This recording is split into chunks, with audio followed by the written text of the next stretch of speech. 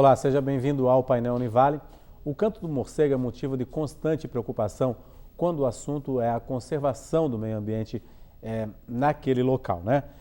O Laboratório de Conservação e Gestão Costeira da Univale está fazendo um levantamento desse local para a implantação de uma área, de uma APA, uma área de proteção ambiental, porque na realidade o Canto do Morcego não é um parque, não é uma APA e ele está bastante desprovido de toda essa questão das leis de proteção ambiental. Por isso eu vou conversar aqui no estúdio com a professora Rosemary Marenzi, que está fazendo esse trabalho aí, é pesquisadora do laboratório, pesquisadora da Univale.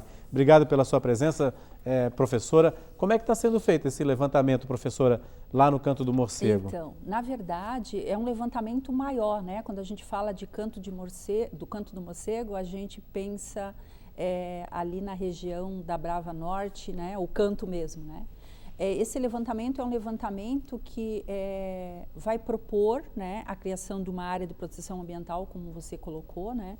E ele tem como objetivo, então, definir esses limites. Por isso que a gente está estudando uma área maior, né? Uhum. Uma área que vai, na verdade, ali desde a Morraria do Atalaia, né? Porque mesmo o Parque do Atalaia é um parque dentro da Morraria, né? Mas a Morraria é uma área maior, né?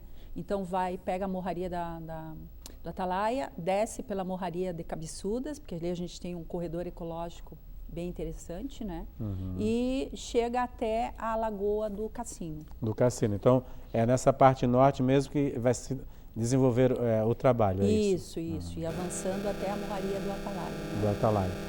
Esse é um conjunto bastante importante aí da vegetação, do meio ambiente aqui da região, professora, avançando desde o Atalaia, que vocês já fizeram um levantamento, né, do Morro do Atalaia, no momento da implantação do parque, né? Uhum. Esse é um conjunto importante, professora. É um conjunto importante, inclusive naquela ocasião, né, havia até uma ansiedade da população para que toda a Morraria fosse incorporada como parque, né? Uhum. No caso, a Morraria do Atalaia.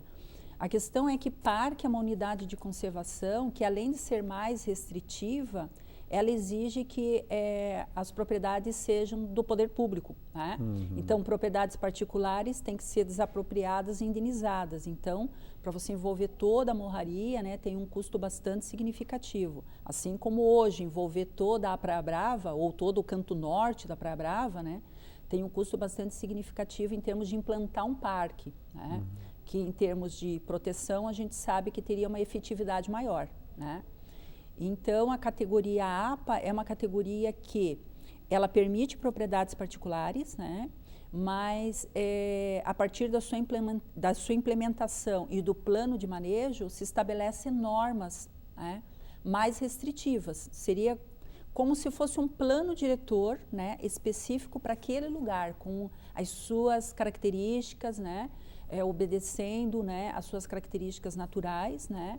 E atendendo também a esse apelo socioeconômico que a gente sabe que tem, né? Uhum. Essa região, na verdade, é uma região bastante valorizada, né? Uhum. No ponto de vista da construção civil, né? Então, tem todo esse contexto que a gente está considerando também, né? Por isso, a categoria APA é uma categoria que concilia, né, tanto o uso quanto a conservação. Existem algumas decisões do Tribunal de Justiça já que permite a construção em área de restinga. A APA, ela pode frear essa questão, professora? Sim, ela pode ter a sua normatização, né, mais restritiva no caso, né? Uhum. Mas o que vai definir é um plano de manejo, né? Então, assim, tanto a definição dos limites, né, dessa unidade de conservação, quanto o futuro plano de manejo, ele deve ser feito de forma multidisciplinar, né, porque envolve várias áreas do conhecimento, né, e também com gestão participativa, né, para a gente entender todos esses anseios, né, e poder mediar todos esses anseios, né, porque é um conjunto de anseios, na verdade, que resulta em conflitos de interesse, né. É o empreendedor que quer investir e ter o seu retorno econômico, né? É o usuário da praia que quer ter qualidade, né, no seu cotidiano, né? É o turista que espera chegar e continuar vendo a paisagem, né? Então tem todo esse conjunto de interesses que acabam tendo que ser mediado, né? Não dá para atender só um nem só outro, mas tentar chegar num modelo que seja mais adequado. E além da proteção da fauna e da flora, né? Também, né? Porque como você colocou, né? É uma área bastante importante, forma um corredor, né? Onde a gente tem mais potencial de manter essa biodiversidade, né? Por isso está sendo feito o levantamento da vegetação, da fauna, né? Também temos o levantamento da parte do meio físico, né? O levantamento da parte socioeconômica, a percepção das pessoas sobre a implantação dessa unidade de conservação. E o interessante também é que dentro dessa suposta APA, né, que a gente espera que realmente ela venha a ser implantada, a ideia é que exista um parque, né? E um parque daí que seria, como eu te coloquei, né, uma unidade de conservação mais restritiva, né? Que daí tem fins voltados à educação ambiental, recreação em contato com a natureza, né? E esse parque supostamente vai pegar aquela parte daí do promontório mesmo do Canto do Morcego, né? A ideia é também assegurar aquela parte da vegetação na praia, a vegetação de Restinga, que é aquela da praia mesmo, vegetação mais baixa, mais rasteira, né? E também garantir as margens da Lagoa do Cassino também dentro desse parque, né? E a gente já ouviu algumas críticas, tipo assim, mas vocês estão estabelecendo como limites para o parque só aquilo que por si só a legislação já estabelece, que é a área de preservação permanente, né? Porque é a vegetação de restinga, fixadora de duna, porque é a margem do curso d'água, né? Mas o que a gente coloca é que se a gente estabelecer isso dentro de uma unidade de conservação, né? No caso categoria PAC, essa área ela tem uma proteção ainda maior, né? Porque a APP é uma coisa que ainda está solta, apesar da legislação estabelecer que não deve ter o uso em APP, a gente sabe que acaba tendo, porque dependendo do empreendimento, se é um empreendimento que é reconhecido de utilidade pública e interesse social, ele acontece mesmo numa APP, né?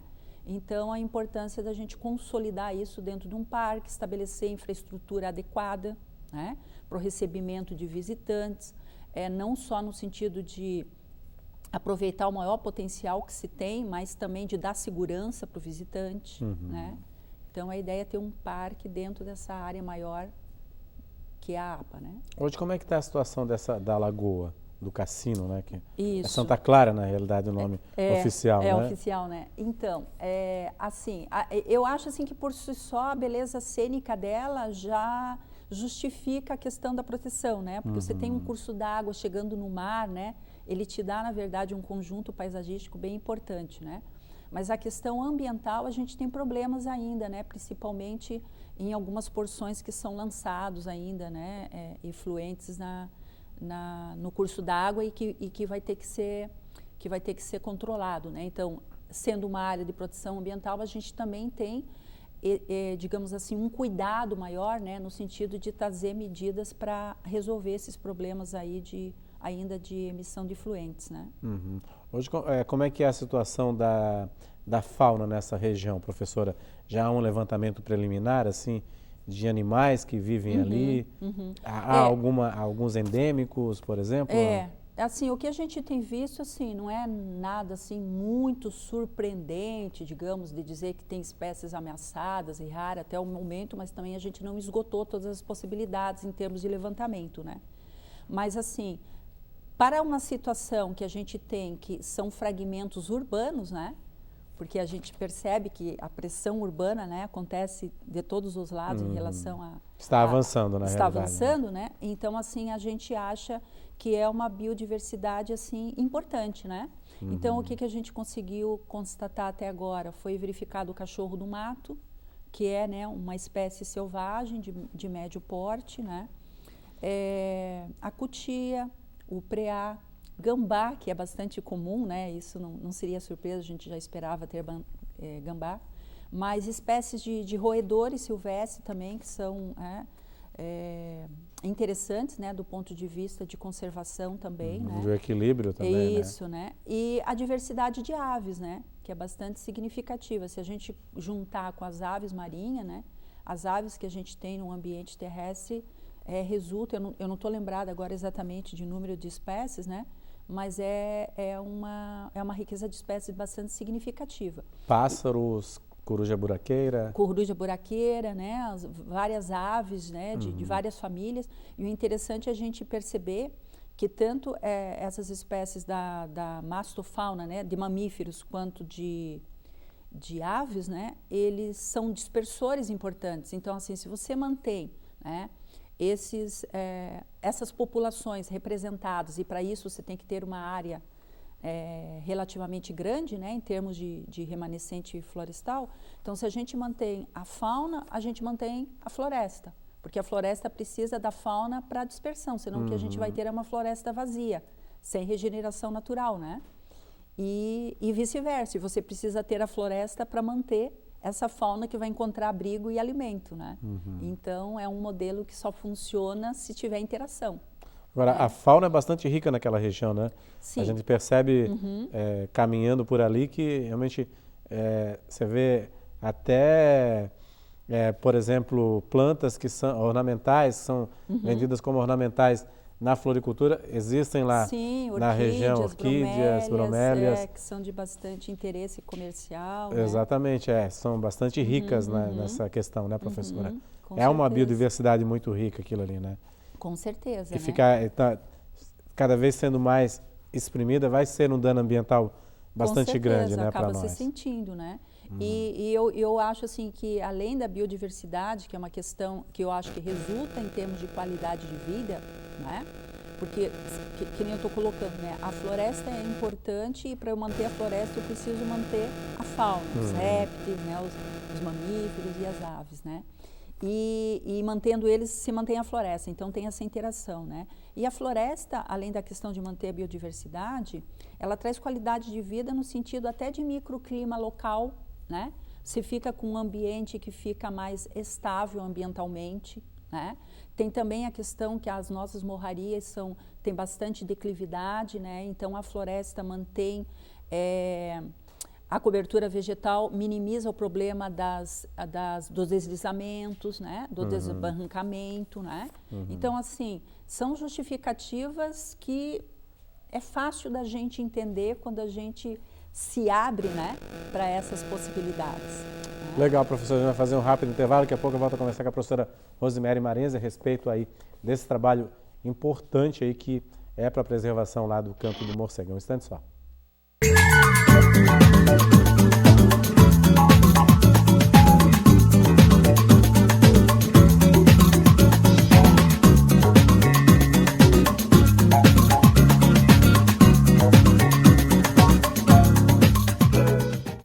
Olá, estamos de volta com o Painel Univale. Hoje a nossa convidada é a professora Rosemary Marenzi, do Laboratório de Conservação e Gestão Costeira da Univale. O laboratório está fazendo um trabalho aí de levantamento do Canto do Morcego para a possível criação de uma APA, uma área de proteção ambiental para proteger aí esse lugar belíssimo, aí, motivo de tanta luta aí dos ambientalistas, das pessoas da comunidade que querem preservar aquele local longe do mercado imobiliário.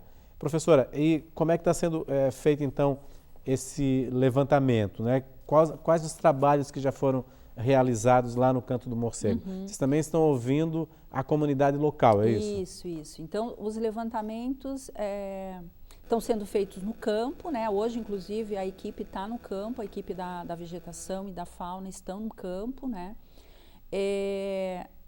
A gente está conseguindo percorrer grande parte da área, né? Nem toda a área, porque como são imóveis particulares, a maioria deles, né? A gente precisa de autorização para adentrar nos imóveis, então às vezes é um pouco complicado, as pessoas não entendem e às vezes até se assustam, né? No sentido de que, opa, será que eu vou, né, ficar restrito, né, ao uso da minha propriedade, né? Então tem essa questão. E o levantamento bem importante socioeconômico, então, né, que tem os diversos setores representados. Então, estão sendo entrevistados os empreendedores, estão sendo entrevistados, vão começar a ser entrevistados os pescadores, e já vou te colocar por quê, né? Os moradores dos bairros que vão ser atingidos, né, por essa área de proteção ambiental, que é o bairro da Praia Brava, o bairro da Fazenda, mais especificamente a Fazendinha, porque pega a encosta ali que faz divisa com Oswaldo Reis, né? E também Cabeçudas, porque Cabeçudas, a nossa proposta é que esteja dentro da área de proteção ambiental. Mesmo sendo já um bairro consolidado, assim, em termos de urbanização, né? Mas a gente entende que Cabeçudas hoje ela passa por um processo de reurbanização, né? Que é essa transformação, né, de uma ocupação que era mais horizontal, né, por uma tendência de verticalização. Pois né? Hoje é uma luta bastante grande dos moradores. Dos moradores, da associação né? Dos moradores, Então né? a gente tem a gente conseguiu resgatar, né, esse anseio dos moradores aí, né? E por ser um bairro, né, com identidade cultural importante aqui em Itajaí, né? Na verdade, Cabeçudas, em Santa Catarina, foi a primeira praia a receber banhistas, né? A segunda no Brasil, então ela tem esse contexto cultural, histórico, né? A questão também da presença dos sambaquis, né? Mesmo que tenham sido retiradas, mas tem esse contexto histórico, então é uma justificativa que a gente está trazendo, né, para poder integrar o bairro dentro dos limites da APA. E aí a questão dos pescadores também, que eu falei para você, que também vão ser entrevistados, né, porque a ideia também é envolver dentro dessa APA a parte marinha. Né? Então a APA também não vai ser só a parte terrestre, mas vai pegar a porção marinha também. Né? Que sem susto também, né, não é nada para impedir a pesca, né, mas sim para normatizar, né, que nessa região a gente tenha normas específicas de acordo com a nossa realidade. Agora, professora, qual é a obrigação, né, de uma pessoa que mora numa área de preservação ambiental?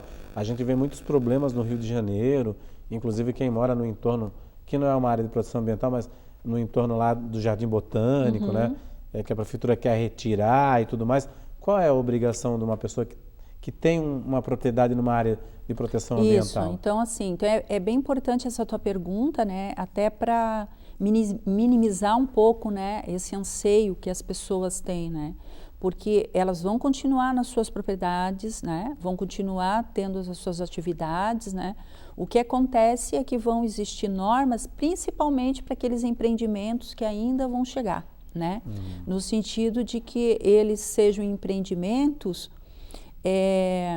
e essas normas vão ser estabelecidas no plano de manejo, né, que sejam empreendimentos que harmonizem com o ambiente, né, e tenham também a preocupação de manter a qualidade de vida, né, da população, né, no sentido de que a gente sabe que tem problemas ali de mobilidade, né, nos bairros, tanto em Cabeçudas quanto na Praia Brava, então isso tem que ser controlado, né? A ocupação tem que ser controlada, né?